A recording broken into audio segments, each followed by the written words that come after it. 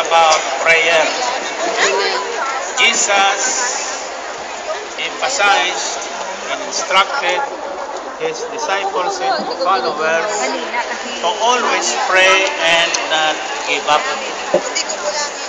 Never give up. Always pray.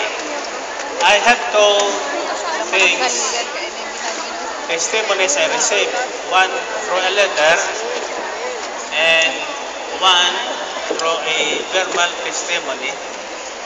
One happened in Dubai, and the other is in the formal letter I received yesterday from a Singaporean doctor.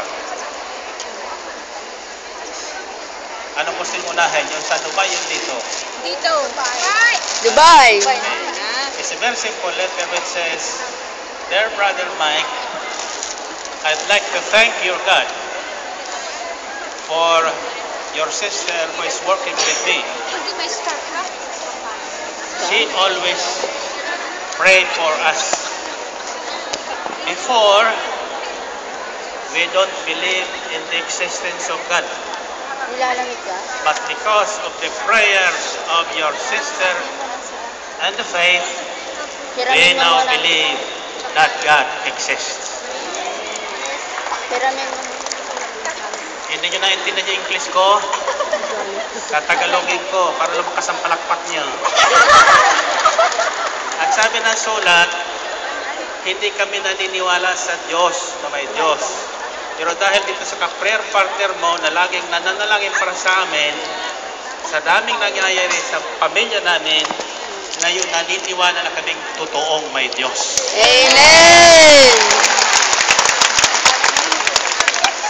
Always pray for your employers. Amen! Pray that they will increase your pay. Pray that they will be blessed. Amen! Pray that the peace of the Lord Jesus Christ will be in them, Amen! not only with us. Amen! The president of Pag-ibig who spoke before you said after that, "Brother Mike, iba dito talaga sa El Shaddai. Parang walang tinamaan ng bagyo sa kanila. Amen! Lahat na nakangiti. Bakit? Kakwan, taong may Diyos, laging nakangiti." Amen! Amen?